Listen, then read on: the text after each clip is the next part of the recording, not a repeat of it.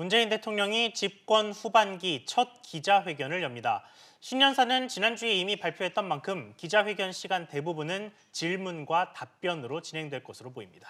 집권 4년차 남북관계 개선 방안과 함께 검찰 인사 논란과 한일 관계, 그리고 부동산 정책까지 산적한 국정 현안에 대해 문 대통령이 어떤 입장을 밝힐지 주목됩니다.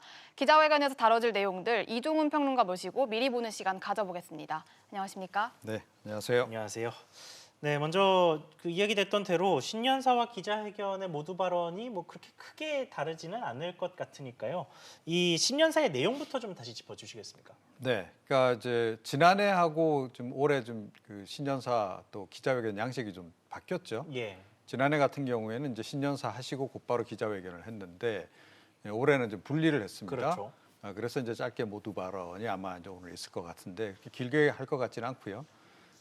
이제 얼마 전에 나온 그 신년사 같은 경우에는 뭐 순서대로 말씀을 드리면 제일 먼저 경제에 관해서 이야기를 하셨죠. 네. 상당히 많은 비중을 이제 경제와 그렇죠. 혁신에 할애를 했습니다. 그 다음에 이제 권력기관 개혁, 그러니까 이제 검찰 개혁을 비롯한 그것에 대한 의지 피력하셨고, 그리고 이제 남북한 관계 개선과 관련한 의지, 또 여러 가지 몇 가지 이제 제안들, 그리고 그 다음에 이제 외교안보로 넘어가는 그런 순서로 이제 지난번에 경제가 제일 모두에 있었네요. 말씀을 하셨는데요. 오늘도 뭐 그 어떤 짧은 모두 발언의 기본적인 기조는 크게 바뀔 것 같지는 않고, 다만 이제 검찰 개혁 관련해서는 일단 제도화와 관련한 부분이 다 지금 마무리가 된 거 아니겠습니까? 네. 검경 수사권 조정 관련 법안 처리까지 이제 끝났기 때문에 그 부분을 조금 더 강조하지 않을까 이렇게 좀 예상이 됩니다. 네. 네, 또 기자회견 당일인 오늘 정세균 국무총리 후보자에게 임명장을 수여한다는 계획도 밝혔습니다. 이제 집권 4년차 국정 운영의 새 출발을 알리는 게 아닌가라는 분석도 있는데요. 그렇다면 이제는 전 총리가 되는 이낙연 총리에 대한 평가 한번 부탁드립니다. 네.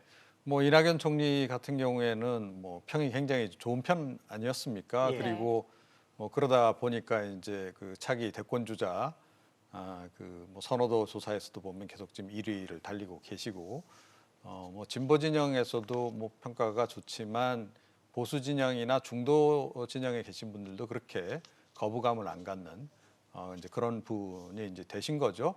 말씀도 뭐 국회 그 본회의 발언 과정에서도 이제 그동안 여러 차례 확인이 됐지만 굉장히 부드럽게 대응을 하시고 이제 그런 것 때문에 이제 좀 호평을 받고 있는 이제 그런 그 상황입니다.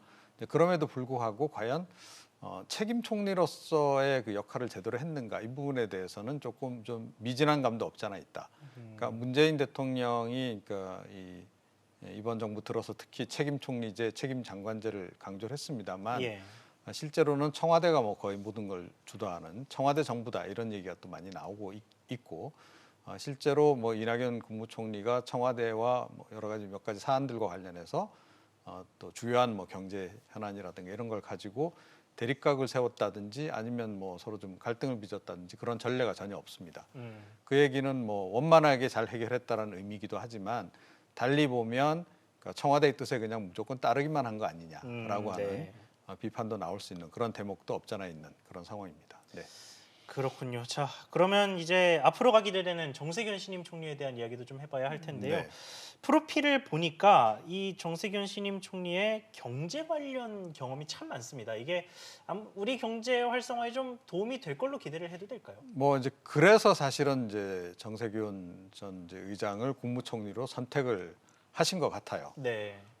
역시 이제 지금 집권 후반으로 좀 넘어가는 과정에서 성과가 좀 나와야 되는데, 특히 경제 성적표가 별로 좋지 않은 그런 상황 아니겠습니까? 네. 이제 그렇기 때문에 이 부분에서 뭔가 성과를 빨리 내야 되겠다. 그리고 조금 전에도 말씀드렸듯이 신년사에서도 가장 강조했던 게 경제 혁신이었단 말이죠. 자, 이제 그런 측면에서 역시 기업인 출신이 이 컨트롤 타워를 하는 게 좋겠다라는 생각을 하신 것 같고. 쌍용 출신이시죠? 네, 특정 기업을 얘기하는 건 좀 그렇긴 합니다만, 어찌됐건 뭐 거기서 오래 지금 근무를 하셨고, 또 산업통상 쪽에 이제 장관도 역임을 하셨기 때문에 경제통으로 좀 알려져 있고요. 그리고 이제 경제 어떤 그 기조랄까 어떤 정책 방향성 면에서도 너무 급진적이지 않고 좀 이제 약간 그 성장 논자이기도 한 그런 그 상황이기 때문에 지금 뭐 진보 진영에서는 약간 그 부분에 대해서 오히려 불만을 가질 수도 네. 있을 거라고 봅니다만 현 시기에 어떤 혁신 성장을 하는 데는 가장 적임자다라는 판단을 내려서 임명을 하신 것으로 이렇게 보입니다. 네. 네, 그럼 본격적으로 오늘 진행될 대통령의 신년 기자회견에 대해서 얘기해 보도록 하겠습니다. 아마 최대 화두는 검찰 이슈가 될 것 같은데요. 검찰 고위직 인사가 사실상 윤석열 총장에 대한 불신임이다. 이런 해석에 대해서 좀 동의를 하십니까? 그 사실은 이제 이번 그 검찰 인사와 관련해서는 뭐 그 이외에 뭐 달리 해석할 길이 별로 없는 상황입니다. 그러니까 너무 그 의도가 명백하게 좀 드러나는 그런 인사였기 때문에 이제 그렇게 볼 수밖에 없는 건데, 그러니까 이제 뭐 청와대라든가 여당 쪽에서는 이 검찰 개혁을 하는 차원에서 이게 좀 필요하다라고 지금 이제 이야기를 하고 있는 거고, 오늘도 이제 이와 관련한 질문이 이제 분명히 나올 것 같고요.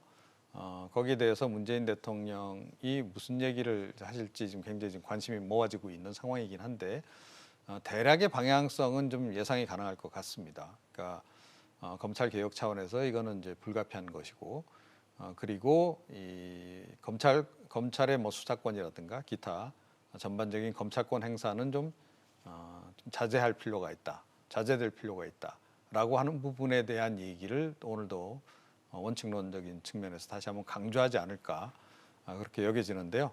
뭐 국민들이 뭐 듣기를 원하는 만큼 좀 완벽하게 대답을 해주실지는 모르겠어요. 그거보다는 오히려 1년의 이제 그 제도화 과정, 검찰 개혁 제도화가 마무리된 부분, 공수처설치법 이제 통과까지 포함해서 그런 부분과 관련해서 개혁 성과가 실제로 나고 있다라고 하는 점을 더 강조하시지 않을까 이런 생각입니다. 네. 좀 맞물린 이야기이기는 한데요. 이 검찰 개혁에 대한 논쟁이 나오기 전후로 이제 검찰의 청와대 수사가 있지 않았습니까? 네. 감형 수사라든지 감찰 무마 의혹이라든지 뭐 조국 전 장관도 여기에 얽혀 들어가서 수사를 받았고요. 이런 내용과 관련해서 아마 꽤 높은 확률로 기자간담회에서 질문이 나올 것 같은데 그렇죠. 답변이 어떤 식으로 나올 거라고 보십니까? 글쎄요. 그러니까 이걸 과연 구체적으로 답변을 하실지 잘 모르겠어요. 예. 그런데 지난해 사실은 그 딱 이야기는 아닙니다만 그 비슷한 얘기가 좀 나왔습니다. 그러니까 지난해 이제 신년사 나오기 전에 2018년 그 후반기에 사건이 좀 많았죠. 예. 예, 그래서 이제 청와대 기강회의 논란이 굉장히 있었고, 그때 뭐 김태우 전 수사관 뭐 그랬었죠. 폭로 건도 있었고, 뭐 또 이제 그와 관련해서 여러 가지 뭐 비리 관련한 이제 의혹도 좀 불거져 있는 그런 상황이었었는데, 그때 문재인 대통령이 뭐라고 말씀을 하셨냐면, 그러니까 현 정부에서는 과거 정부와 같은 권력형 비리가 없다라고 말씀을 하셨어요. 예, 그런데 사실 지금 진행되고 있는 뭐 유재수 전 그 경제부시장 감찰무마 건이라든가 또 청와대 선거 개입 또는 하명수사 건이라든가 이런 거는 권력형 비리에 해당하는 거란 말이죠. 그렇죠. 의혹일 뿐이긴 합니다만. 예, 아직은. 그렇기 때문에 이제 이와 관련한 수사를 지금 이제 받고 있는 상황에서 그 이제 수사가 진행되고 있는 과정에서도 검찰 인사까지 또 단행을 했고 그런 상황이어서 지난해처럼 뭐 이 정부에서 권력형 비리가 없다라고 이렇게 딱 잘라서 말씀하시기는 좀 상당히 좀 어색하시지 않을까 네. 싶어요. 근데 그렇다고 해서 또 뭐 있다라고 지금 인정할 수도 없는 그런 상황 아니겠습니까? 검찰 인사를 그렇게 강력하게 한 거로 봐서는 문재인 대통령은 권력형 비리가 아니다라고 지금 뭐 생각하고 계시는 것 같긴 한데, 그런데 이거는 이제 일반 국민들의 인식하고도 좀 차이가 있을 수 있는 거기 때문에 그와 관련해서는 뭐 어떤 검찰 수사가 과도해서는 안 된다라고 하는 부분, 그런 부분을 이제 오히려 강조하는 정도, 그 정도 선에서 말씀을 하시지 않을까 이렇게 생각이 됩니다. 네. 네, 다른 주제로 넘어가 보겠습니다. 북한 비핵화 문제인데요. 당초 정부가 한반도 온전자론을 내세우고 이제 정책을 펼쳐왔는데 이게 생각대로 잘 되지 않는 모양새입니다. 좀 어떻게 보시나요? 그러니까 최근에 그 북한 당국이 그 통미봉남 전략을 아주 노골화 하고 있지 않습니까? 예. 지금 뭐 오지랖 표현 이후에도 지금 보면 계속 문재인 대통령에 대해서도 좀 거북할 정도의 그런 표현을 써가면서 네. 지금 이제 빠져라라는 식의 얘기를 계속 한단 말이에요. 이번에도 이제 그 얘기를 한 거 아닙니까? 이제 정영 안보실장이 미국 다녀오면서 뭐 트럼프 대통령의 메시지를 가져온 것처럼 얘기를 하니까 트럼프 대통령한테 이미 친서 받았다라고 지금 이야기를 하는 식이란 예. 말이에요. 그래서 미국하고 우리가 직접 대화하지 그러니까 남한 당국은 빠져라, 문재인 대통령은 빠져 있어라 이런 그 메시지를 계속 주고 있습니다. 그래서 문재인 대통령은 진정성을 가지고 뭔가 중간에서 역할을 하길 좀 원하시는 것 같고, 그리고 이제 지난 이제 신년사에서도 뭐 소소하긴 하지만 그러니까 뭐 평화지대에서 할 수 있는 여러 가지 사업들에 대한 제안들, 또 금강산 관광 재개에 대한 기대감 이런 것들을 이제 피력하긴 했는데요. 김정은 위원장은 그것에 일단 성에 차지 않은 것 같습니다. 그러니까 그런 정도로 가지고 나를 설득하려고 들지 마라라고 생각하는 것 같고, 오히려 미국과 빅딜을 통해서 더 많은 것을 얻어내겠다라고 하는 의도를 지금 명백히 내비치고 있는데요. 이런 것과 관련해서 문재인 대통령이 사실은 뭐 지금 현재로서는 별로 쓸 수 있는 카드가 없는데 오늘 또 구체적으로 어떤 또 뭐 제안이라든가 그런 걸 하실지 좀 지켜봐야 하지 않을까 싶습니다. 네. 네, 알겠습니다. 이제 앞서 이제 처음에 이야기했던 서두에 나왔던 경제 분야 이야기를 좀 본격적으로 해보겠습니다. 아무래도 뭐 신년사에서 전면전을 선포하기도 했던 만큼 투기와의 전쟁, 그러니까 부동산 관련 정책에 대한 질문이 분명히 나올 것 같은데, 이 자리에서 질문을 받은 문재인 대통령이 부동산 관련된 후속 대책을 시사할 수도 있을 거라고 보십니까? 글쎄요. 근데 지금 벌써 이번 정부 들어서 후속 대책만 뭐 18번인가 많이 13번인가 나오죠. 지금 내놓은 상황 아닙니까? 이제 그런 상태에서 과연 어떤 대책을 더 내놓을 수 있을지 좀 의문이긴 해요. 그런데 이제 뭐 그렇다고 해서 손을 놓고 있을 수는 없는 거고, 또 신년사에서도 그 부분을 분명히 밝히셨잖아요. 예. 그러니까 이 부동산과의 전쟁에서 지지 않겠다라고 말씀을 하셨기 때문에 뭔가 이제 좀 대응을 좀 해야 될 필요성은 있는 거죠. 그러니까 강남의 집값은 뭐 약간 주춤하다 이런 얘기가 나오고 예. 있습니다만, 또 다른 측면에서 지금 거래 절벽이 또 있단 말이에요. 거래 절벽 현상이 좀 오고 있다는 얘기는 그러니까 정부의 바람하고는 좀 다른 방향으로 가고 있다는 얘기이기도 하거든요. 정부의 바람은 집 많이 가진 사람들이 집을 좀 많이 내놓고, 그렇죠, 싼 값에. 예, 그래서 이제 가격이 내려가면서 거래가 활성화되길 원하는 건데, 오히려 지금 거래는 절벽이 돼 있는 상태고, 전세 대란만 지금 또 유발이 되고 있는 네. 이런 국면이란 말이에요. 그러면 추가로 이제 내놓을 수 있다면 뭐 전세 관련한 대책, 전세 관련한 대책이라고 한다면 제가 보기에는 뭐 그 전세 기간을 뭐 4년으로 늘린다든지 뭐 이런 식의 이제 조치 정도를 생각할 수 있을 텐데, 과연 이제 그런 것이 정확한 해답이 될 수 있느냐 하는 부분이 좀 이제 남아 있는 거죠. 그래서 분명히 오늘도 이제 그와 관련한 질문들이 이제 많이 나올 텐데요. 일단은 뭐 이번 최근까지 내놓은 이제 그 대책이 있기 때문에 그 대책의 효과가 나올 때까지 좀 기다려보자라는 말씀을 하실 가능성이 높지 않나, 이렇게 생각을 합니다. 그렇게 생각을 네. 하고요. 추가로 뭔가 대책을 지금 내놓기는 약간 좀 그 시장 상황이 네. 유동적인 그런 그 상황이 아닌가 이렇게 생각합니다. 네. 네, 당장 직면한 외교안보 현안도 있습니다. 이란 사태로 인한 호르무즈 파병 문제도 있고요. 또 한미 방위비 협정 문제도 있습니다. 이 부분에 대해서 문 대통령이 뚜렷한 입장을 내놓을까요?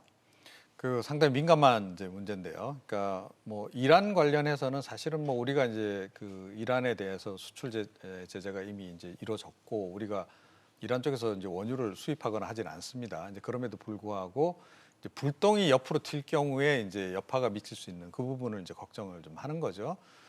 그래서 이제 호르무즈 해협에 대한 파병 요청에도 아직은 검토 중이다 뭐 이렇게만 얘기를 하고 있는 거고, 흘러나오는 얘기로는 지금 청해 부대의 작전 반경을 좀 넓히는 것, 뭐 그런 정도, 그리고 이제 연락 장교 파견하는 정도, 이런 정도 선에서 이제 그치려고 하는 것 같고, 그런데 다행히 지금 뭐 그 이란하고 미국이 극한 대립으로 지금 갈 것 같지는 않지 않습니까? 그런 서로 지금 약간 수위를 낮추고 있고 그런 상황이어서 당분간은 그렇게까지 뭐 위험한 상황은 아닐 것 같고, 뭔가 우리가 당장 조치를 취해야 될 상황은 아닌 것 같은데, 그와 관련해서도 그렇기 때문에 문재인 대통령도 원칙적인 수준에서의 언급, 뭐 그런 정도를 내놓지 않으실까 이렇게 생각합니다. 네. 네, 알겠습니다. 오늘 말씀 여기까지만 듣겠습니다. 이종훈 정치평론가와 함께했습니다. 감사합니다. 감사합니다.